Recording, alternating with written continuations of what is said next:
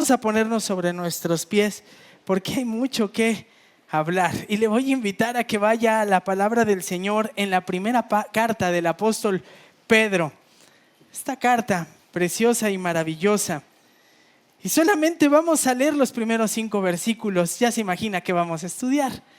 La palabra del Señor, si ya encontró la primera carta de Pedro, en el capítulo 1, versículos 1 al 5, dice de la siguiente forma: a los expatriados de la dispersión en el Ponto, Galacia, Capadocia, Asia y Bitinia, elegidos según el previo conocimiento de Dios Padre por la obra santificadora del Espíritu, para obedecer a Jesucristo y ser rociados con su sangre, que la gracia y la paz os sean multiplicadas.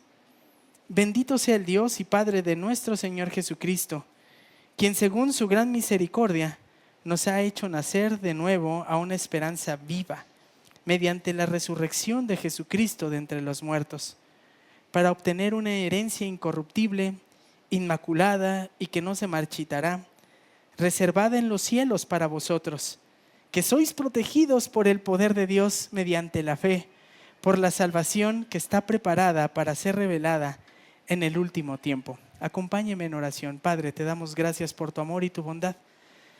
Te suplico, Señor, que sea tu palabra la que brille en este momento, que sea tu Hijo Jesucristo quien sea exaltado, que seas tú, Padre, quien sea alabado, que tu Santo Espíritu haga la obra de convencimiento en nuestro corazón para modificar aquello que tengamos que corregir y para instarnos a buscarte con todo nuestro ser. Que toda la gloria y la honra sea solo a ti, Señor. Utilízame, permíteme ser un instrumento, pero que yo sea, Señor, el que mengue y tú el que brilles. Gracias, Padre, por todo. En el nombre de Cristo Jesús oramos. Amén. Pueden tomar sus lugares, hermanos.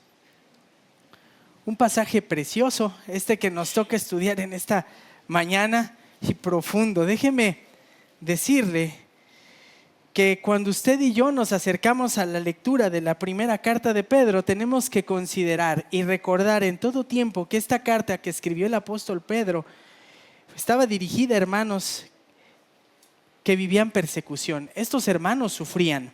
Los que recibieron esta carta estaban muriendo y estaban observando que otros morían, sus familiares, a causa de la fe. Así es que es un mensaje oportuno porque es un mensaje de aliento para aquellos que sufren a causa de su fe. Cuando usted y yo nos acercamos a la primera carta de Pedro y leemos los versículos del 3 al 5, nos encontramos que Pedro alaba a Dios por la obra de salvación que ha efectuado en el creyente. Nuevamente le repito, ¿qué es lo que usted y yo encontramos cuando nos acercamos a leer los versículos 3 al 5? Pedro alaba a Dios por la obra de salvación que ha efectuado en el creyente. Y cuando usted y yo leemos esto, usted tal vez dice, ¿y eso de qué me sirve o cómo lo aplico? Bueno, usted y yo tendríamos que encontrar aquí un oportuno recordatorio. Un oportuno recordatorio para afrontar la vida cuando ésta se vuelve difícil. Si quiere un título así, póngale un oportuno recordatorio. Y así es que es ahí hacia donde nos dirigimos en esta mañana. Déjeme comentarle que hace unas pocas semanas tuve una posibilidad de hablar con mi sobrino Dylan. Ese niño le gusta mucho dibujar y hace poco empezó a encontrar deleite en dibujar a sus superhéroes.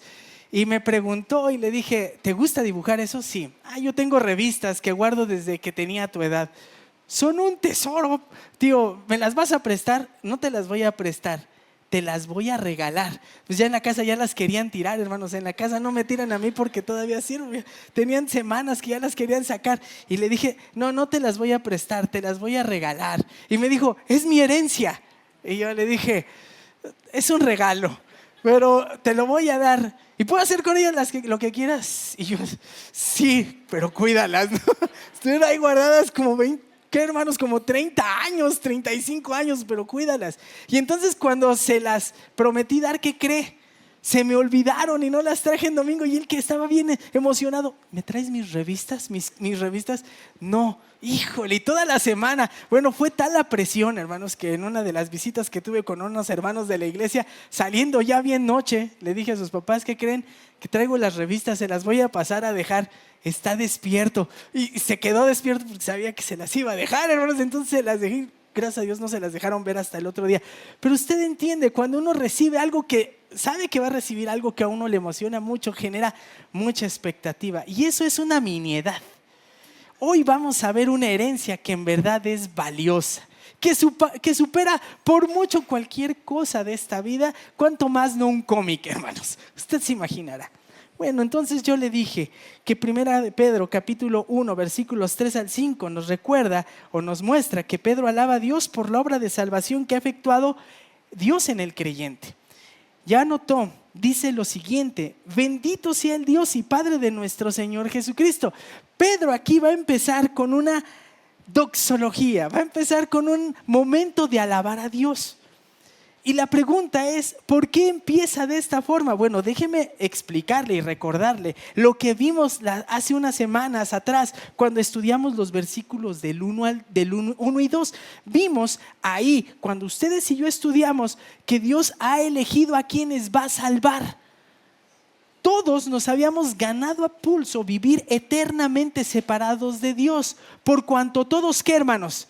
Pecamos. Lo único que habíamos hecho bien en esta vida y que nos habíamos ganado a pulso era la separación eterna con Dios. Pero Dios mostró su amor y planeó en su voluntad, en su misericordia, en su gracia, elegir a algunos para rescatarlos de esa perdición. Ahora, yo le dije, esa enseñanza tiene una tensión. La Biblia nos enseña que Dios ha elegido para salvación, pero la Biblia también enseña que el hombre es responsable de aceptar o rechazar a Jesucristo. Y usted en su mente, como la mía, finita, pequeña y humano, dice: eso se contradice, no puede ser. Sí, en nuestra mente finita, pero en la mente de Dios conviven perfectamente. Y las dos enseñanzas vienen en la Biblia. Dios es el que obra para salvación, pero también el hombre es el que decide rechazar a Dios. Recuerda, incluso le cité Juan 3:16 y Juan 3:19. Porque de tal manera amó Dios al mundo que ha dado a su Hijo unigénito. Y 3:19, y esta es la condenación: que los hombres amaron más las tinieblas. ¿Está de acuerdo? Las dos enseñanzas. Después de esa explicación y de Pedro estar sorprendido al saber que Dios ha elegido, le ha elegido y ha elegido a la iglesia para salvación, empieza con estas palabras: bendito. Hasta ahí. Deténgase. Él dice bendito. Y sabe, esta palabra es sorprendente porque la palabra bendito solamente aparece 8 ocasiones de esta manera en el Nuevo Testamento, dirigiéndose al Padre. Y cuando usted ve que una palabra solamente se repite unas cuantas ocasiones en el Nuevo Testamento o en toda la Biblia, usted debe de centrarse y poner atención. Solamente en 8 ocasiones la palabra bendito se refiere de esta forma a Dios Padre. ¿Y por qué? Porque bueno, lo que tiene planeado es exaltar el nombre de Cristo. Exaltar el nombre del Padre, traer gloria, traer reconocimiento a su obra, a lo que ha hecho. Pero ponga atención porque dice: bendito sea el Dios, ¿y qué? Y Padre de nuestro Señor Jesucristo. Los judíos recurrentemente bendecían el nombre de Dios, pero lo bendecían de diferente manera. Lo bendecían porque decían: ok, lo bendecimos porque es creador, lo bendecimos porque es el sustentador, lo bendecimos porque Él nos redimió, nos sacó como nación de Egipto. Pero nadie bendecía en los tiempos de Pedro a Dios por ser Padre. Nadie lo bendecía. El primero que hizo eso, ¿sabe quién fue? ¿Quién fue, hermanos? Fue el Señor Jesucristo. Entonces, cuando Pedro bendice a Dios, dice: bendito el Dios y Padre de nuestro Señor Jesucristo. Está haciendo una declaración que es descomunal. A ver, ¿ya escuchó lo que acabo de decir? Es una declaración enorme, descomunal, porque Pedro está diciendo lo siguiente: voy a bendecir, voy a traer gloria, reconocimiento, honor, alabanza al Padre, a Dios, porque es Padre. Y cuando dice es Dios y Padre del Señor Jesucristo, está afirmando dos cosas. Primero está afirmando la humanidad de Cristo, porque Cristo dice, Pedro está afirmando que Jesús es humano porque ha sido creado por Dios. ¿Cómo fue creado quién? Como fue creado Adán. Pero también al decir Dios y Padre, está afirmando que Jesús es totalmente ¿qué? Divino. La enseñanza de Cristo. Las dos naturalezas perfectas en una sola persona. ¿En quién? En Jesucristo. Jesucristo es ver la parte visible del Dios invisible. No es cualquier ser humano. Y esto lo dice en unas cuantas palabras. Jesús se dirigió a Dios como Padre y con esto rompía la tradición judía, porque entonces se hacía igual a Dios, se hacía idéntico a Dios. Y de hecho ese era el conflicto ¿con quién? Con los maestros religiosos judíos de su tiempo. ¿Por qué dices que Dios es tu Padre? Estás blasfemando. ¿Recuerda todo ello? Y Jesús les decía, yo y el Padre somos uno. Y aquellos rabiaban. Y ya me los imagino desgarrándose las vestiduras y diciendo, estás blasfemando. ¿Cómo afirmas que tú eres Dios? Sí, cuando alguien decía, yo soy hijo de, decía, soy igual a. Y nadie se atrevía a decir, Dios es mi Padre. Podían decir, es el Padre del pueblo judío, pero no es mi Padre. Y Jesús decía, Dios es mi Padre. Y con eso se hacía uno. Y eso es lo sorprendente. También, si a usted le queda duda de que Jesús sea Dios, ya casi al partir, en Juan capítulo 14, uno de sus discípulos le va a decir al Señor Jesús, Felipe, Señor, ya estás por partir, muéstranos al Padre y nos basta. Señor, muéstranos al Padre, muéstranos a Dios y nos basta. Es todo. Y recuerda las palabras del Señor Jesús. Tanto tiempo he estado con vosotros y todavía no me conoces, Felipe. ¿Qué le está diciendo? Yo soy el Padre, yo soy el Padre y yo somos una sola persona. El que me ha visto a mí ha visto al Padre. Como dices tú, muéstranos al Padre. Así que esta declaración afirma que Jesús es plenamente hombre y plenamente Dios, pero no se queda ahí, porque dice, bendito sea el Dios y Padre de nuestro Señor Jesucristo. Y cuando dice de nuestro Señor Jesucristo, está afirmando más acerca del carácter de nuestro Señor Jesús. Ya dijo, es totalmente hombre, es totalmente Dios, pero ahora va a afirmar que es Señor. Jesús no es cualquier persona, Jesús es Señor, y al ser Señor tiene derecho exclusivo a gobernar y reinar. ¿Sobre quién? ¿Sobre los judíos? Sí, pero dígalo personalmente, sobre mi corazón. Porque Jesús subió a la cruz para morir en mi lugar. Es el Señor Jesús. Y cuando dice Jesús, describe ahora su misión. ¿Qué significa Jesús? Salvador. Expresa su carácter y su misión. Tiene derecho a gobernar y reinar porque es Salvador y salvó al pueblo de sus delitos y pecados. Y ahí usted tendría que decir, sí, amén, de los míos. Y además de todo, es el Cristo. Es el Cristo. Y se refiere a la persona elegida por Dios, ungida por Dios, seleccionada por Dios, en el cual confluyen todas las promesas, los anuncios del Antiguo Testamento y que anunciaban aquel que moriría, sería levantado para saldar la deuda que exigía Dios fuese salvada a causa de los delitos y pecados. Tanto en unas cuantas palabras. Y dice Pedro, sí, bendito sea el Dios y Padre de nuestro Señor Jesucristo. Ahora, esto habla de Jesucristo, apunta a Jesucristo, revela la naturaleza de Jesús, pero le dije algo. La alabanza, la doxología está dirigida ¿a quién? Al Padre. Ya se percató, bendito el Padre, bendito Dios y Padre de nuestro Señor Jesucristo. ¿Por qué? Por lo siguiente, vea lo que dice, quien según su gran misericordia nos ha hecho nacer de nuevo a una esperanza viva mediante la resurrección de Jesucristo entre los muertos. quien según su gran misericordia. Pedro bendice al Padre, bendice a Dios por su gran misericordia. Y entonces aquí usted y yo tenemos que definir lo siguiente: ¿qué es la misericordia? La misericordia, hermanos, no es otra cosa que apuntar a la buena voluntad de Dios hacia los hombres. Dios ha tenido una extrema clemencia o compasión al ofrecer su salvación a personas que no lo merecían. ¿No le ha tocado pasar en algún momento situaciones bien complicadas de su vida? Hermanos, perdonen si yo soy tan humano, pero a veces es tan difícil la vida, las circunstancias en diferentes momentos, y uno dice: ¿qué pasa? ¿Qué sucede? Parece que el Señor se durmió, parece que me ha descuidado un poquito. Nunca, hermanos. Siempre somos objeto. Cada momento de nuestra vida hemos sido objeto ¿de qué? De la misericordia de Dios. ¿Sabe por qué?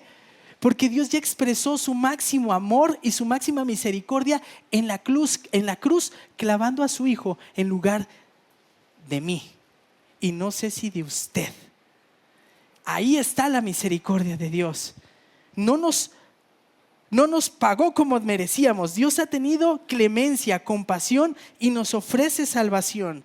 Y cuando dice gran misericordia, está haciendo un énfasis, porque dice, su misericordia se ha expresado hasta el plano más supremo, más alto. No ha sido poquito, ha sido algo rebosante, que se llena, que supera toda expectativa. ¿Quiere dimensionar la gran misericordia de Dios? ¿Quiere dimensionarla? ¿Sabe? La única manera de dimensionarla es sabiendo cuál era su estado, mi estado. Y mi estado era el siguiente: pero Dios, que es rico en misericordia, por el gran amor con que me amó, aun cuando yo estaba muerto en mis delitos, me dio vida juntamente con Cristo. Yo era de lo peor, hermanos.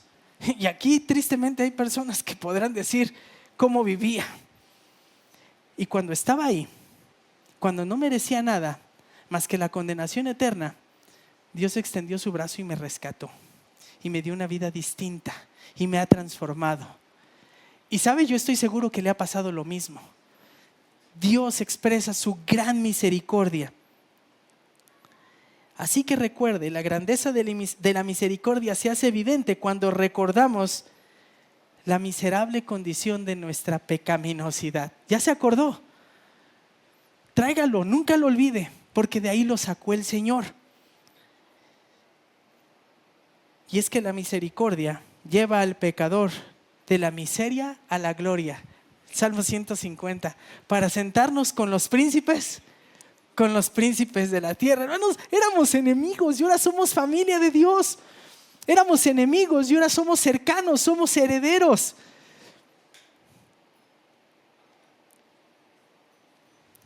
El Señor se apiadó de nuestra condición miserable y de ahí nos rescató. ¿Sabe? Dice Romanos 3:24, siendo justificados gratuitamente por su gracia, por medio de la redención que es en Cristo Jesús. Y esto es maravilloso. Ahora vea el 1:3, siga viendo el 1:3, porque nos va a decir ahora: bendito sea el Dios y Padre de nuestro Señor Jesucristo, quien según su gran misericordia nos ha hecho nacer a una esperanza, ¿qué? A una esperanza viva. La obra de la gran misericordia de Dios es que nos ha hecho nacer de nuevo. Y aquí yo quiero invitarle a que observe lo siguiente. Si usted pone atención al texto, va a empezar a observar que hay un hilo conductor y se va a sumar una cuenta y después otra adorno más bonito, y va a empezar a sumar cosas que van a hacer brillar esto. Porque sí, Dios desplegó su gran misericordia y la desplegó para hacernos nacer de nuevo. Nos ha hecho nacer de nuevo una esperanza viva. Y el texto enfatiza que este es un acto divino, procede de Dios. Él es quien nos ha hecho nacer. No es algo que surja del corazón del hombre. No es porque yo sea medio bueno o porque soy medio listo. Y me di cuenta que sí necesitaba de Cristo. Ni siquiera eso teníamos, hermanos. La fe es un don de Dios, nos ha sido concedido. Cuando usted y yo en su momento nos fueron abiertos nuestros ojos, se nos cayeron escamas y reconocimos, nos dimos cuenta que necesitábamos de Dios, era Dios actuando en nuestro corazón. Él fue el que nos hizo nacer de nuevo.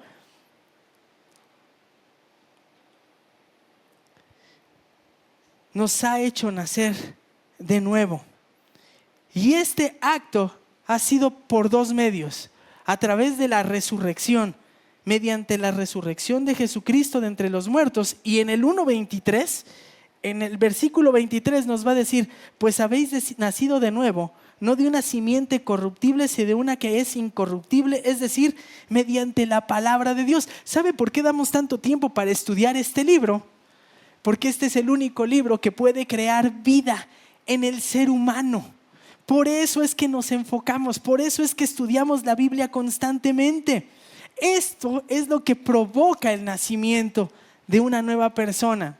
Les he platicado la vez que el Señor me trajo a sus pies. Yo estaba enojado con el hermano Raimundo. ¿Por dónde anda? Está aquí. Me invitó y me dijo el hermano Raimundo: vamos, acompáñame a la iglesia. Yo estaba bien enojado porque el predicador estaba hablando y describiendo mi vida. Y yo decía: perdón, hermanos no creyentes, decía, este hombre ya le fue y le dijo todo lo que estoy haciendo. Y hasta que el predicador dijo: pues ni te enojes, nadie me vino a decir lo que haces, simplemente la Biblia te describe.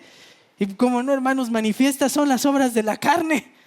Gálatas 5, ahí estaba yo y ahí estamos todos.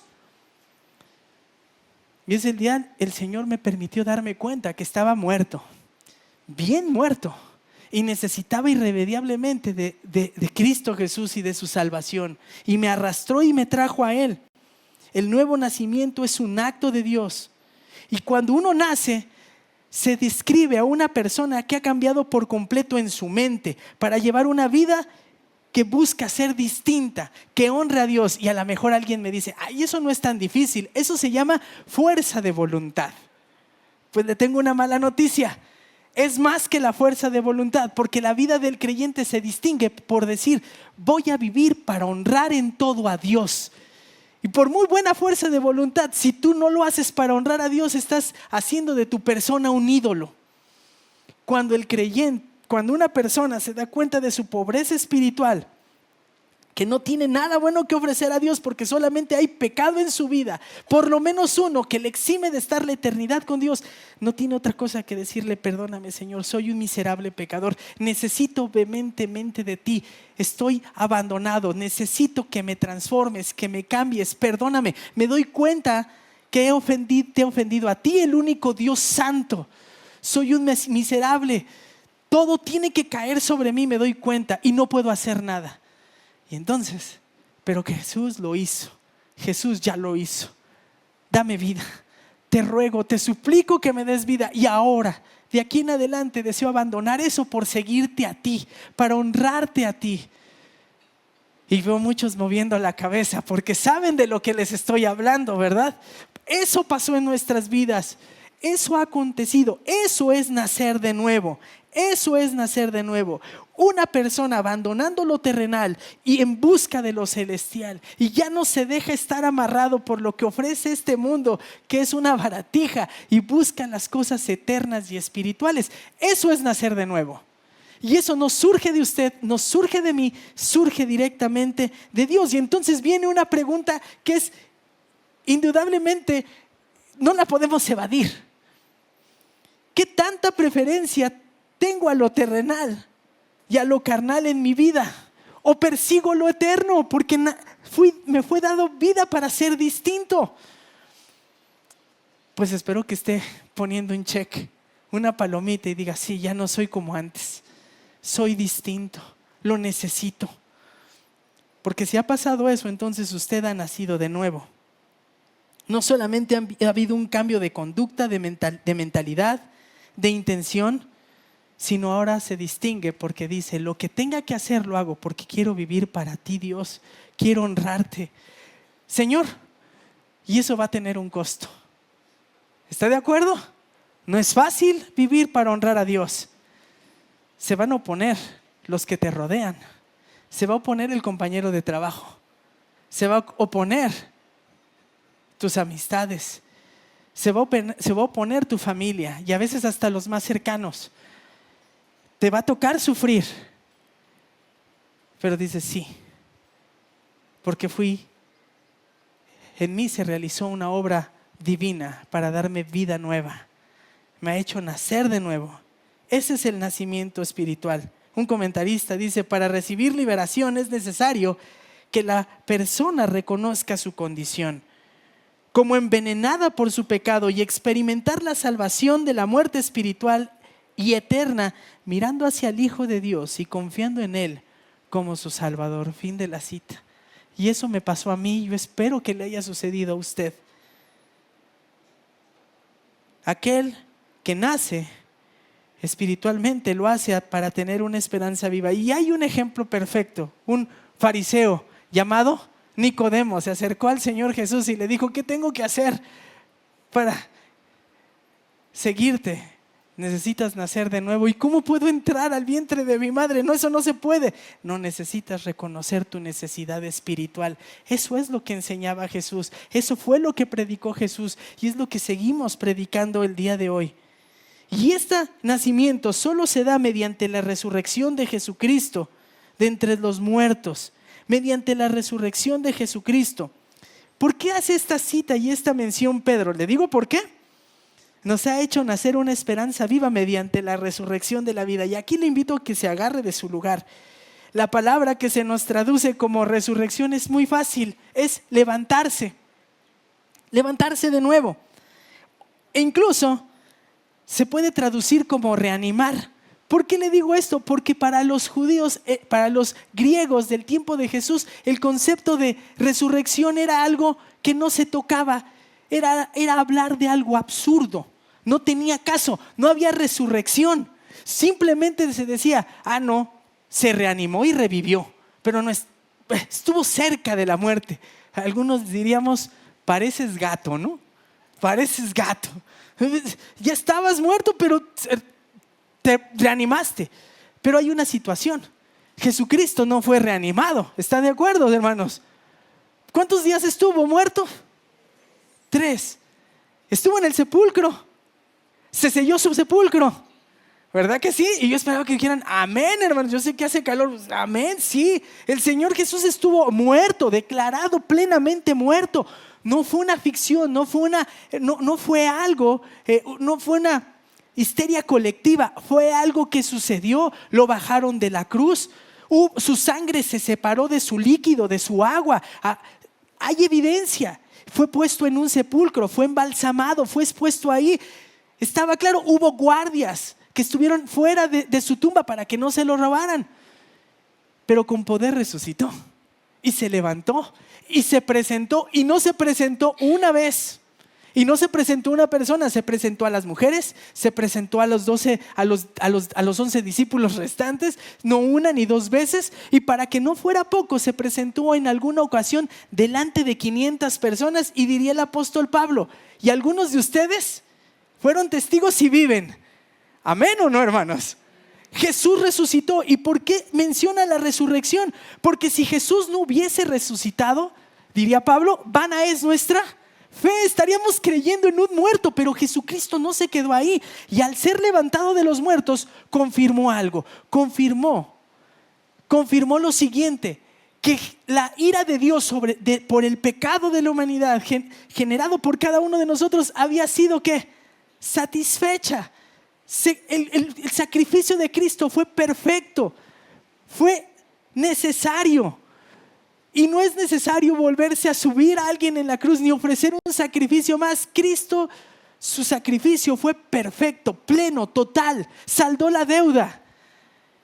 Por tanto, usted no tiene nada que hacer para conseguir la salvación. Lo único que tiene que hacer, y eso se lo pone en el corazón el Señor, y usted tiene que escuchar su voz, es decir: Señor, soy un miserable pecador, te necesito, sálvame, sé propicio a mí, pecador, ayúdame para ser rescatado. Por eso lo menciona, porque es la evidencia total, plena, de que se satisfizo la ira de Dios. Que Dios está agradado no solamente de la muerte de Cristo, está satisfecho de su sacrificio en la cruz, pero también de cada uno de los días que pisó esta tierra, hermanos, desde que nació hasta que subió a la cruz. Toda esa vida es contada en su favor cuando usted y yo creemos en Cristo Jesús y le reconocemos como el Salvador de nuestras vidas. Jesús dijo: yo soy la resurrección y la vida, y el que en mí cree, el que cree en mí, aunque muera, vivirá. Y todo el que vive y cree en mí no morirá jamás. Y la pregunta de Juan es la misma que hago a ustedes: ¿creen esto? Él es la resurrección y la vida. Por eso Cristo es tan peculiar. Cuando usted y yo leemos este texto, nos damos cuenta que Pedro alaba a Dios por la obra de salvación que ha efectuado en el creyente. Y este es un oportuno recordatorio. ¿Sabe para qué? Para afrontar la vida. Porque Dios ha mostrado su misericordia al darnos la vida. Hermanos, no sé qué problemas tenga, y seguramente son delicados y son fuertes. Hermanos, luego platicamos y le comentaré las semanas tan complicadas que he tenido en el trabajo, y a veces uno voltea y dice: ¿cuándo se va a detener toda esta bola de cosas aquí? Pero uno inmediatamente reflexiona, regresa y ves la Biblia y dices: pero estoy bien, porque tengo vida, porque el Señor me salvó. Pues ¿qué cree, hermano? Yo también tengo lucha como usted. Algunos tienen de salud, algunos tienen económicas, algunos tienen situaciones muy adversas. ¿No están desprovistos, hermanos? El Señor ha solucionado su mayor problema, y es que en su misericordia fue mostrada al darle vida y al comprarle y al solucionar su condenación eterna. Ya no más separación eterna, ahora es reconciliación plena. Ya le dije, Pedro alaba a Dios por la obra de salvación que ha efectuado en el creyente, y este es un oportuno recordatorio para afrontar la vida. Dios ha mostrado su misericordia al darnos vida, pero Dios también ha mostrado su misericordia al darnos una herencia. Acompáñenme en el verso 4, para obtener una herencia. Y es curioso que use la palabra herencia, porque se refiere a las posesiones que se transfieren cuando un propietario ha muerto. ¿Sabe por qué es curioso? Porque Cristo sí murió, tuvo que morir para transferirnos esa herencia. Cuando se habla de herencia, el Antiguo Testamento siempre relaciona o apunta a propiedades, pero cuando se habla de herencia en el Nuevo Testamento se relaciona con el reino eterno de Dios. Así es que si usted va a salir de aquí buscando su herencia, va a buscar su pedazo de tierra en la tierra prometida, no la va a encontrar. No lo haga. Lo que está prometiendo el Señor con esto es que usted va a recibir lo que va a recibir es bendición en el reino de los cielos, en el reino eterno de Dios. La recibimos de parte de Dios, y es un acto que expresa su bondad. Es una herencia que está en los cielos. Está en los cielos, donde habita Dios, hermanos. Ahora, va a describir cómo es esta herencia. Observe, dice que esta herencia es incorruptible, inmaculada, y en algunas versiones diría inmarcesible, es decir, que no se marchitará. Exactamente, la Reina Valera dice inmarcesible. Ahora, deténgase, siéntese con calma y ponga atención a lo siguiente. Le voy a decir la razón, porque estas palabras van a describir qué es la herencia. Ahora, el apóstol Pablo va a utilizar una lista chiquita de 3 cosas para describir la herencia. Dice que es incorruptible, inmaculada e inmarcesible. Pero si usted y yo leemos en el idioma original, veríamos que ahí hay una figura literaria, porque las 3 palabras en su última parte repiten letras, y esto está solamente diseñado así para hacer un énfasis. Ahora, en nuestras versiones en español, esto sucede, pero al inicio. Sería incorruptible, inmaculada, en algunas inmarcesible. Y esto es un énfasis para decir lo siguiente: cuando menciona que es incorruptible, dice que la herencia de aquellos que han sido reconciliados con Dios tienen una herencia incorruptible, es decir, una herencia que permanecerá para siempre. Cuando algo muere, ¿qué empieza a suceder? Se echa a perder, se descompone, se pudre. ¿Están de acuerdo? La herencia es incorruptible, no va a dejar de permanecer, es algo inmortal. No es un cómic, ¿está de acuerdo?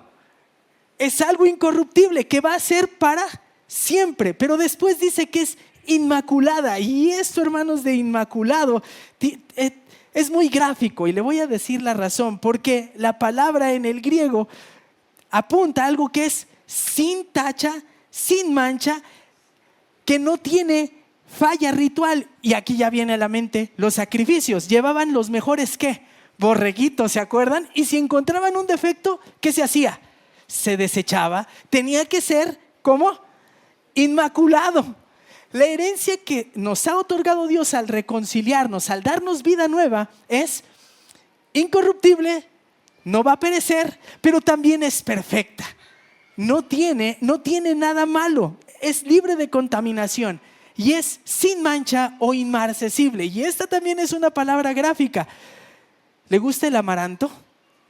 Bueno, se le va a quedar, porque la palabra griega que ahí se traduce es amarantos, porque el amaranto era la plantita que su hoja no se marchitaba y quedaba así por siempre. No era una belleza que pasara de un día al otro. Le ha tocado ver, mi hermana Lilian me regaló unos cactus preciosos, pero ¿qué le pasa a la flor del cactus? ¿Cuánto dura, Lilian? Un día, hermanos, y ahí nos vio sacándole la foto a la flor del cactus porque de aquí a que salga, quién sabe cuándo sale y si estemos aquí para verla. Pero la herencia no es así. La herencia no va a pasar de un día a otro, no se va a descomponer, no tiene nada malo. ¿Se da cuenta? Esa es esa herencia. Y uno dice, pues, ¿qué tipo de herencia es? Bueno, es el resultado del nuevo nacimiento. Es una herencia nueva,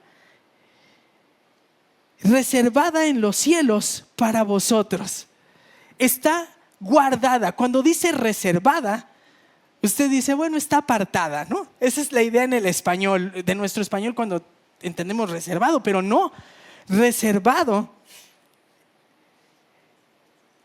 hace la alusión a un término militar, de alguien que monta guardia, de alguien que, hermanos, cuando agarran a un delincuente, de aquellos grandes, usted jamás lo va a observar, que lo agarran, pues ahí déjalo ahorita, no se va. No, hermanos, ¿qué hacen? Se quedan montando guardias y lo están vigilando y lo están observando, que no pase nada, que no se vaya. Dice que esta herencia está en los cielos, donde habita Dios, de donde provino Cristo, a donde ascendió Cristo, de donde proviene el Santo Espíritu, donde es la morada de los santos ángeles, donde se encuentra su futuro hogar y el mío. Y en ese lugar está Dios montando guardia por nuestra herencia, que es incorruptible, que es incontaminada y que es inmarcesible. ¿Sabe cuál es la herencia? La salvación. Precioso. Esa es su herencia. Ese es su mayor tesoro. Y por último, note lo que dice el verso 4. Para obtener una herencia incorruptible, inmaculada, que no se marchitará, reservada en el cielo. ¿Para quién? Muy bien, me siguió la hermana. Para vosotros. No es para el primo. A veces uno dice, no, bueno, yo me ha tocado, yo no digo, perdónenme, corregir, pero me ha tocado, no, pues ahora que le reciba aquello, pues a ver si. No, aquí no es para el otro. ¿Es para quién, hermanos? Para nosotros. Y ahí estamos todos los creyentes que hemos profesado en fe en Cristo Jesús, desde Pedro hasta este tiempo. Y sabe, esto seguramente para Pedro era algo enorme y significativo, porque Pedro sabía lo que era que le montaran guardia. ¿Se acuerdan aquella vez que lo apresaron y que lo guardaron en la cárcel y que estaban orando por él en la casa de Juan Marcos, donde se reunía la iglesia, y que decían, tienen que liberarlo porque a Pedro se me hace que ya lo van a ejecutar? ¿Se acuerdan qué sucedió? Y que estaba él en la celda y fuera de la celda estaban guardias. Y entonces el Señor mandó un ángel y le abrió la puerta de la cárcel. Y se levantó y salió de la cárcel, pasó entre los guardias, salió de la cárcel, llegó a la casa, toca la puerta de la iglesia. ¿Quién? Pedro, su ángel. No, ábranle, soy yo, soy Pedro, es su ángel. No era el ángel, ¿era quién? Pues estaban orando por la liberación y no creían que ya estaba liberado. Qué curioso, ¿no? Pero si alguien sabe lo que es montar guardia, es Pedro. Y Pedro dice, y aquí hay alguien que monta mejor guardia, no como aquellos. Ese es Dios. Hermano, ¿qué le amedrenta? ¿Qué le espanta? ¿Con qué batalla hoy? Déjeme decirle que Pedro alaba a Dios por la obra de salvación que ha efectuado en la vida del creyente. Y eso es un oportuno recordatorio, porque con esto Dios nos muestra que a su iglesia ha mostrado misericordia al darnos vida espiritual y al darnos una herencia que no se puede perder, una herencia que le pertenece, una herencia que está reservada, resguardada en los cielos. ¿Sabe qué es lo bonito de decir que está resguardada? Es que ya es plena, solamente que está esperándole a usted. Usted no está esperando la herencia le está esperando a usted. Y esto tendría que ser de ánimo para decir, pues yo no me echo para atrás, yo sigo adelante, porque la herencia ya está ahí. Yo prosigo a la meta, sigo adelante, pase lo que pase, voy hacia allá. Cobre ánimo, que no lo espanten, que las olas del mar no le hagan pensar que su barca se va a hundir. Siga adelante, porque la herencia está esperándole y el Señor se la ha otorgado. Pero también dije que Pedro alaba a Dios por la obra de salvación que ha efectuado en el creyente, y es un recordatorio de que Dios ha mostrado su misericordia al darnos vida espiritual y al darnos una herencia, pero también al darnos certeza. ¿Sabe cuál es la certeza? Que aquel que ha creído va a llegar. El que ha creído va a llegar. Nos tenemos que esforzar, pero vamos a llegar. ¿Quiere ver por qué le digo esto? Ve el verso 5. Que sois protegidos por el poder de Dios mediante la fe para la salvación que está preparada para ser revelada en el último tiempo. Dice Pedro que somos protegidos por el mismo Dios. Somos protegidos por el mismo Dios. Dios es el que está atento, pone guardia sobre nosotros como si fuéramos sus prisioneros. Qué curioso, la mente humana tiende a pensar, Dios me abandonó, pero no tiende a pensar, cuando está más difícil la lucha es cuando el Señor Jesús está más ahí, más cercano, está al lado de nosotros. Siempre ha estado, no se ha ido, no se ha retirado, está ahí, está protegiéndonos. Y nos protege mediante el poder. Somos protegidos por el poder de Dios. Y ahora, tal vez esto le va a ayudar, como a mí me ayudó. Su protección depende de la omnipotencia de Dios. A ver, se lo reitero. Su protección, su vida depende de la omnipotencia de Dios. A ver, otra vez, ¿ya le quedó claro? Su vida depende, su estabilidad, su seguridad, depende de la omnipotencia de Dios. ¿Quiere más? No hay más. El Dios que crea el universo, el Dios que sustenta el universo, el Dios que dirige, diría un chapaneco famoso, el andar de las hormigas. El Dios que cuida el trayecto de los astros. El Dios que hace florecer aquello que va germinando. Es el mismo Dios que desata todo su poder para estar atento de su vida. Somos protegidos por el poder de Dios. Qué privilegiados, ¿no le parece? ¿quiénes somos? ¿Qué es el hombre para que tengas de él memoria? Somos finitos, pequeños, diminutos.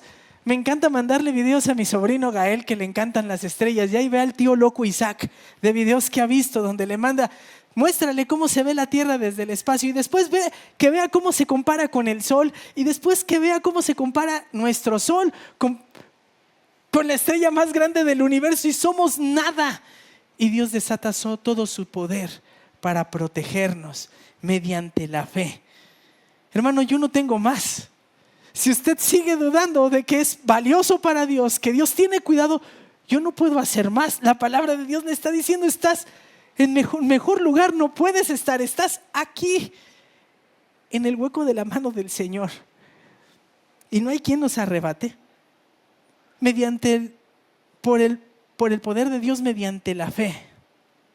Dios en su omnipotencia determina que en su soberanía guarda de peligro a sus elegidos. Y si usted descansa en esto, entonces se va a dar cuenta que nada pasa por accidente, que nada sucede en su vida por descuido.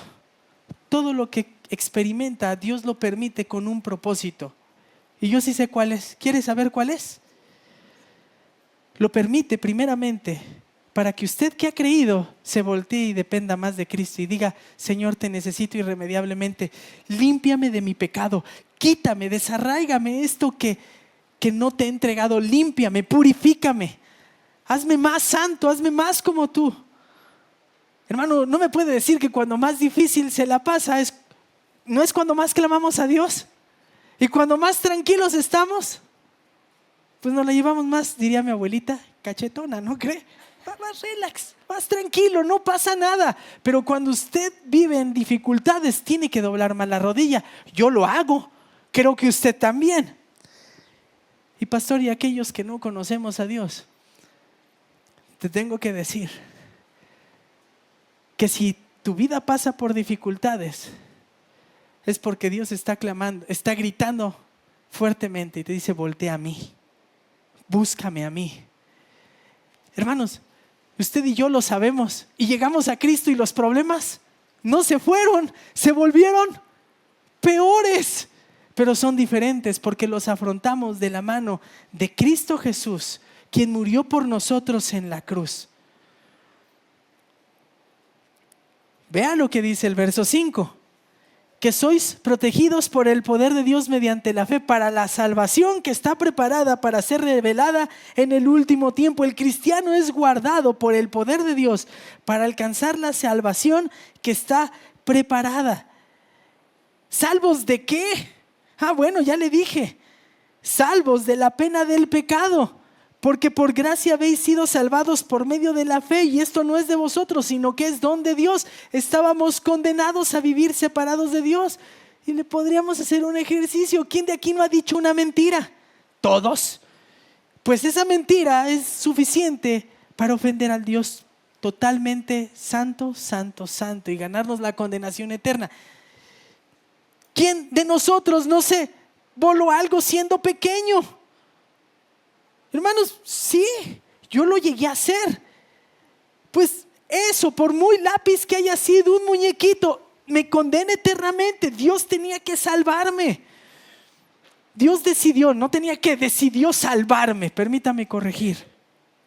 Esa es la gravedad del pecado. Un mal pensamiento, un mal deseo, ver mal a mi prójimo. Eso nos salva de esa condenación, pero también somos salvados a diarios del poder del pecado, al dejar que el Salvador viva su vida por medio de Él. Ya no estamos desprovistos. Dios no es injusto, nos da una capacidad para poder vivir en obediencia. Porque si cuando éramos enemigos fuimos reconciliados con Dios por la muerte de su Hijo, mucho más, habiendo sido reconciliados, seremos salvos por su vida. Y por último, será salvado de la presencia del pecado. ¿Sabe cuándo, hermanos? Cuando Cristo venga por su iglesia. Y aquí es donde todos clamamos y decimos: sí, Señor Jesús, ya ven, ya ven.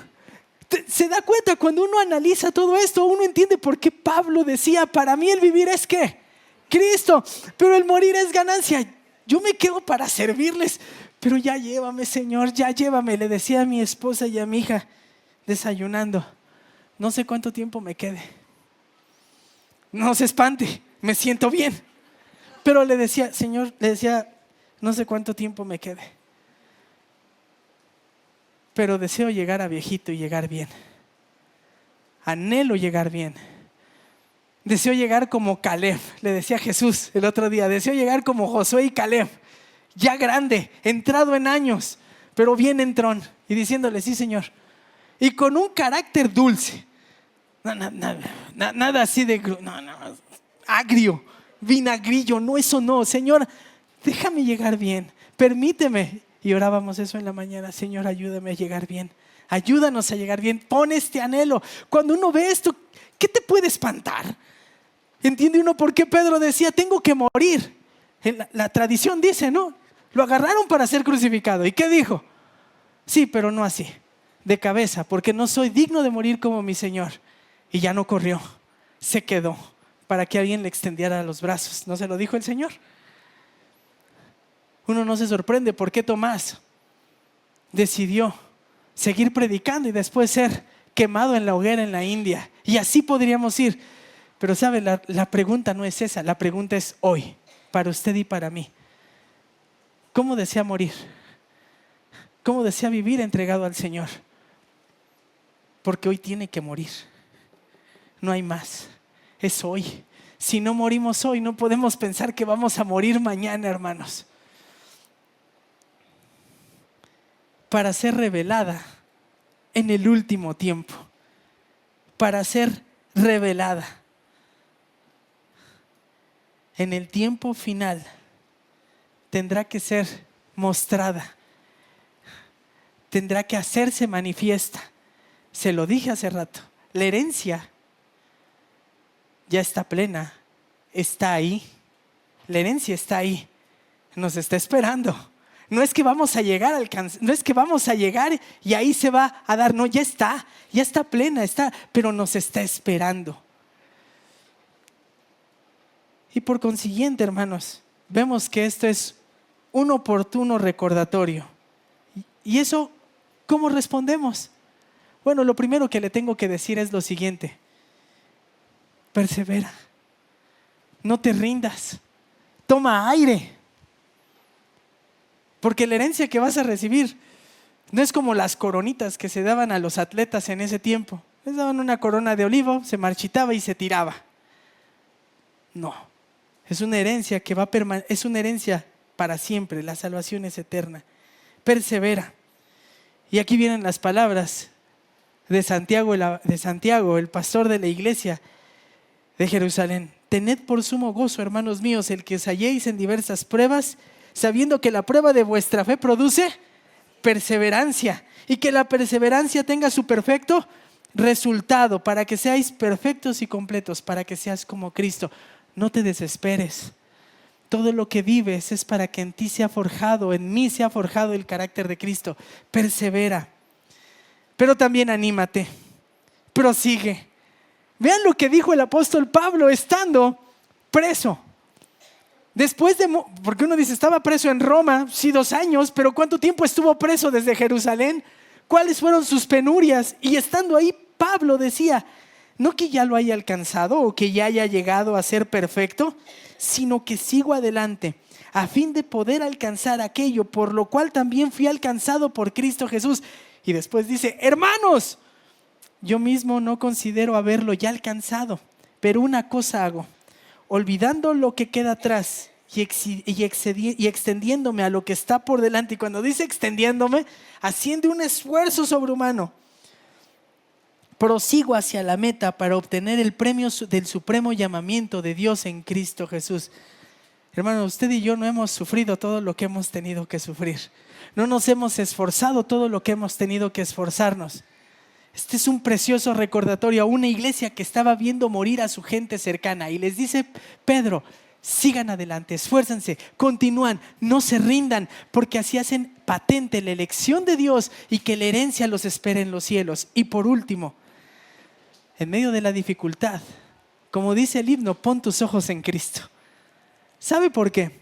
Porque el autor a los Hebreos, otra iglesia perseguida que le tocaba ver morir a su gente, el autor anónimo les dice: por tanto, puesto que tenemos en derredor nuestra gran nube de testigos, algunos dicen, la gran nube de testigos es todos los que ya partieron de esta tierra y los están viendo desde el cielo, despójense también de todo peso y del pecado que fácilmente nos envuelve y corramos con paciencia la carrera que tenemos por delante, puestos los ojos en Jesús, el autor y consumador de la fe, quien por el gozo puesto delante de él soportó la cruz. Usted y yo no hemos soportado aún lo suficiente. Y este es un buen recordatorio el día de hoy, si estás viviendo en medio de la adversidad. Y este es un buen recordatorio porque tengo una mala noticia: si no estás viviendo adversidad, la vas a vivir. Y ahí tendrás que recordar lo siguiente: tendrás que recordar que Dios ha efectuado tu salvación, que ha mostrado misericordia al darte vida, al darte una herencia y al darte la certeza de que vas a pasar la eternidad disfrutando de la salvación eterna y de Dios, que también es incorruptible, es inmarcesible y que es incontaminable. Dejemos de ver este mundo, dejemos de distraernos con las baratijas que se nos ofrece aquí y determinémonos a seguir buscando al Señor. ¿Qué le parece si oramos? Vamos a orar. Cierre sus ojos. Señor Dios, te damos gracias por tu amor. Concédenos, Señor, tener la determinación de afrontar las circunstancias que vivimos con una resolución: ser más como tu Hijo Jesús.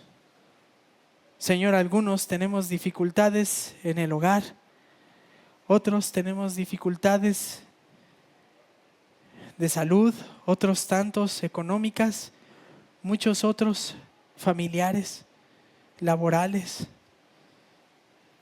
Pero Señor, agradecemos hoy que en medio de todo esto nos concedas que nos has tomado de la mano. Sabemos, Señor, que nada se te escapa, y si permites esto es muestra de tu misericordia. Nos has dado vida, nos has dado una herencia y nos has prometido guardarnos hasta llegar ahí. Ayúdanos a esforzarnos, a seguir adelante, a caminar en medio de la prueba y entregarnos a ti. Pero Señor, también te rogamos por aquellos que el día de hoy aún no se han entregado a ti, que tú muevas sus corazones, que hables profundo a su ser y les muestres que te necesitan. Escucha la voz de Dios. Te está llamando. La vida no es fácil y no lo será, pero es distinta cuando tú buscas al Dios que creó los cielos y la tierra, que sustenta el mundo y sustenta tu vida. Te ama tanto que entregó a su Hijo. Te ama tanto que Dios mismo se entregó por ti en la cruz. Búscale, entrégate a Él. Gracias, Padre, por tu amor. Es en el nombre de Cristo Jesús que oramos. Amén.